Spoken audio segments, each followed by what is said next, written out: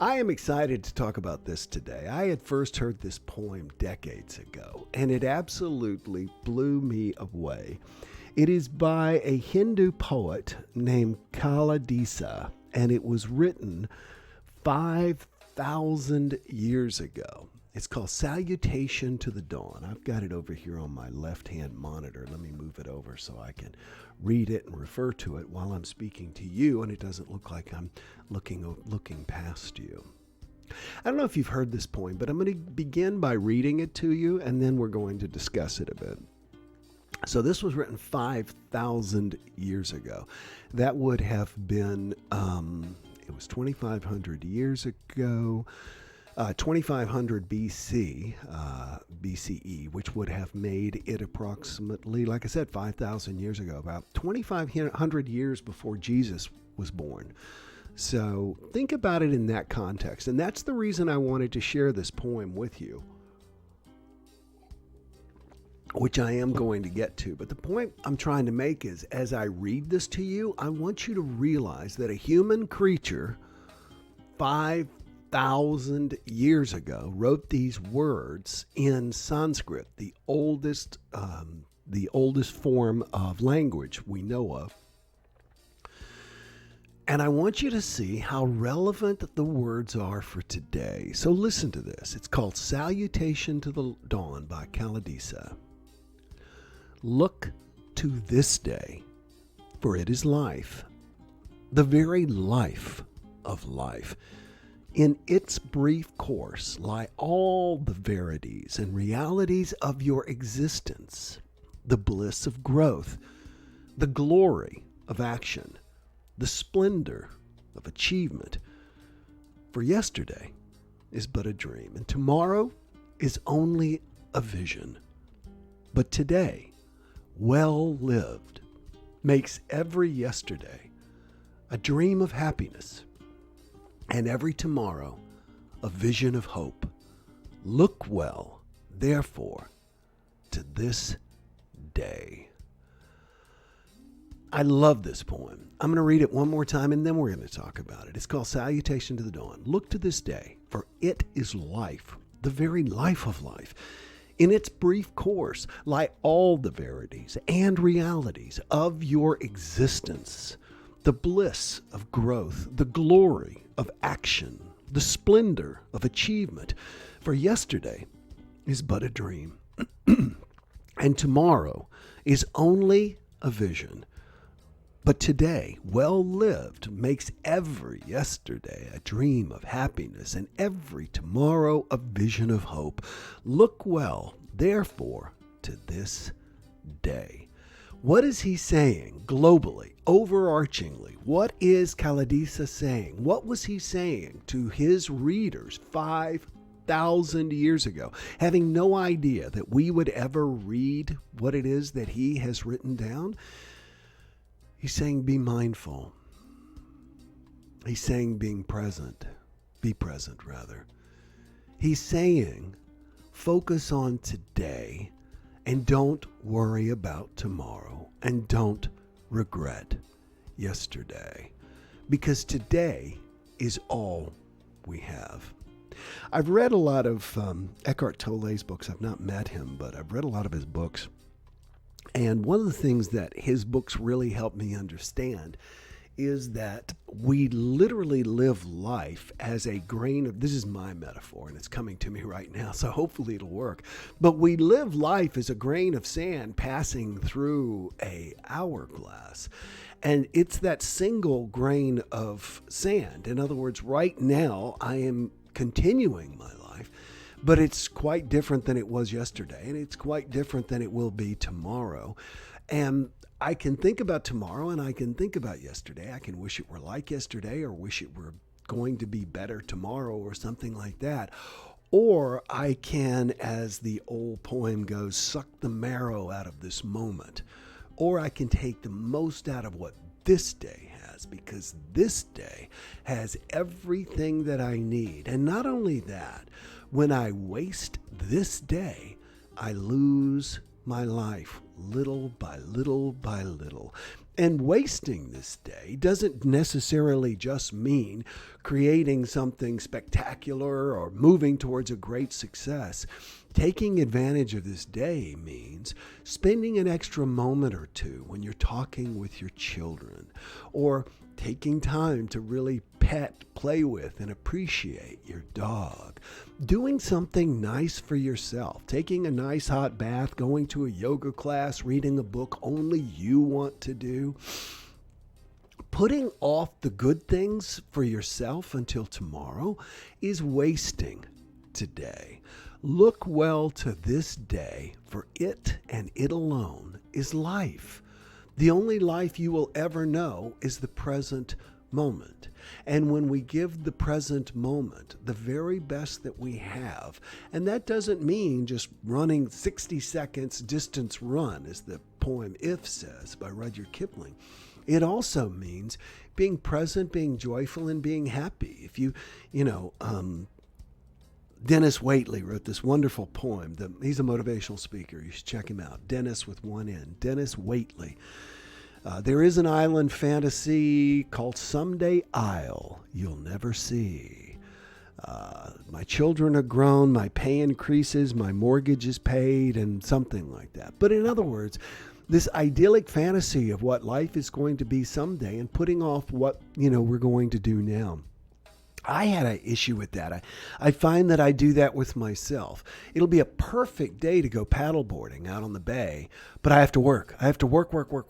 Even though I have no one standing over me, making sure that I am productive and serving, et cetera, I tend to be very, very pushy on myself. And I have to learn, I'm learning to back off, to relax, and to realize that, not tomorrow or whatever, or later am I going to take Teddy down to the water and play, but now, today, look well to this day. In its brief course, this day, all right, lie all the verities and realities of existence. The bliss of growth. I love that. 5,000 years ago. Can you tell I'm kind of amped about this? By the way, I got a new chair. I love it. It's totally comfortable. 5,000 years ago, this man was saying that we get bliss in growth. An adult was talking about, one of the very first poems ever written is talking about personal development. The bliss of growth, the greatness we feel by making new and better choices or doing new and better things for ourselves, by seeing the world differently. All of that is growth. And he is saying that to grow is bliss. So today, grow if you want to experience bliss. He says the glory of action. Notice he doesn't say the glory of successful action, the glory of achievement. He simply says the glory of action. Earl Nightingale, my great mentor and the man I was blessed to meet right before he made his transition, talked about this. And he defined success this way. He said success is the progressive realization of a worthy goal. The progressive realization of a worthy goal. In other words, successful people there's no there when it comes to success, that it is the action. And Kalidasa is saying that the glory of action in and of itself. In other words, if you really put forth effort today into something you consider to be very important to you, and then you die in your sleep tonight, you still were outrageously successful, whether or not you ever got to live the rewards of it. Let's remember that Moby Dick was a commercial failure, and no one celebrated the author until decades later, but was he a success or not? Something to consider. If in his own mind, if he felt the glory of action in a day, he was successful. The splendor of achievement. For yesterday is but a dream, and tomorrow is only a vision. But today, well lived, makes every day a dream of happiness, and every tomorrow a vision of hope. Look well, therefore, to this day. I find something interesting about days. I thought about this.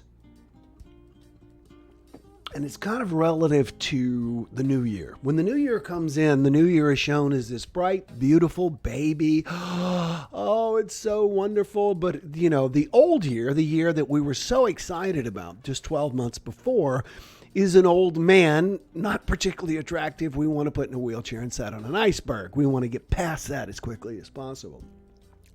We do that with our days, but in reverse. Rather than getting up and being excited, like this day is a beautiful baby, and we get to enjoy it, and we get to savor it, and we get to make the most out of it, we get up in most cases worried about today. We get up upset about today. Oh, God, let me get through this day. And then we look back and we say, well, at least I dodged a bullet yesterday, but man, today I'm sure is going to be a challenge. Today, as I've said before, is the tomorrow you worried about yesterday. So stop worrying about it. What if today were just an absolute something that you savor, something that you enjoy, something that you are mindful, something that you build into it, things that make you happy? What if this was the last day of your life? How would you live it? How would you salute the dawn? Great questions to ask.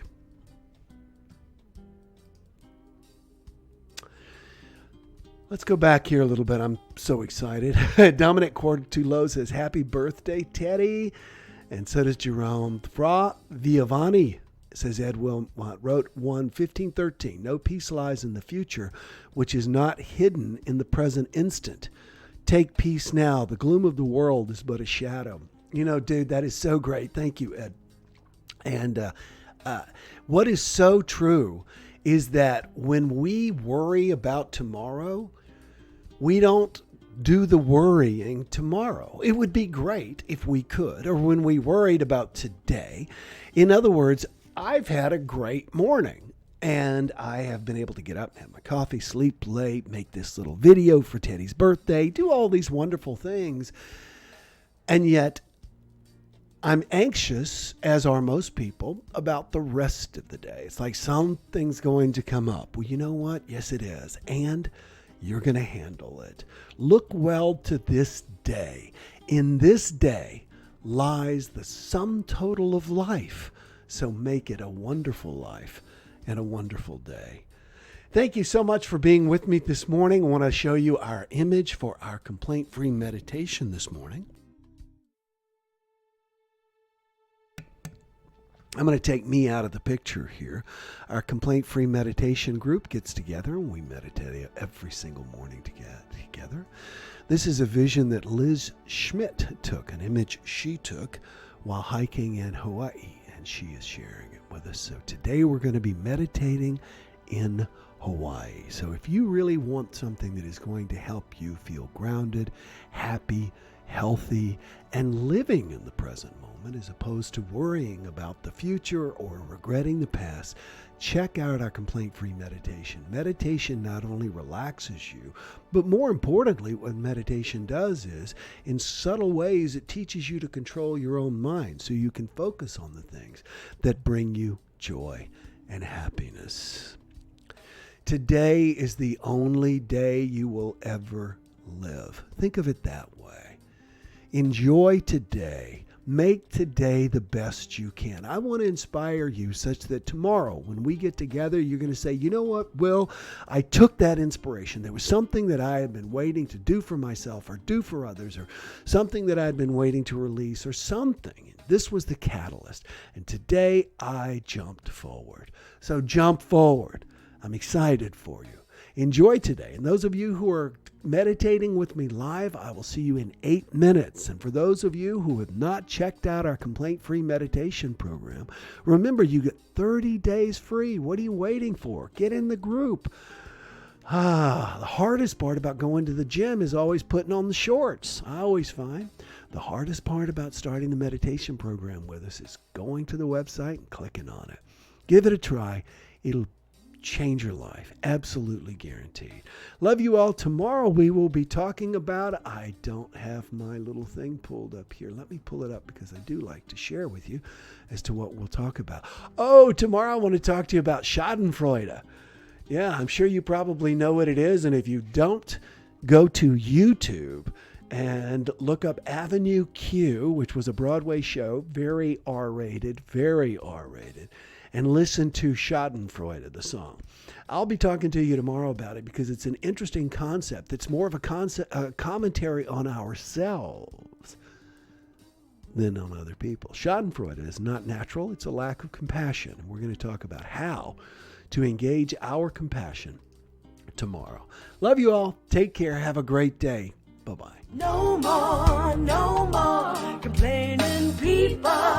Their lives are changing. We're flying high, creating a complaint-free world. No more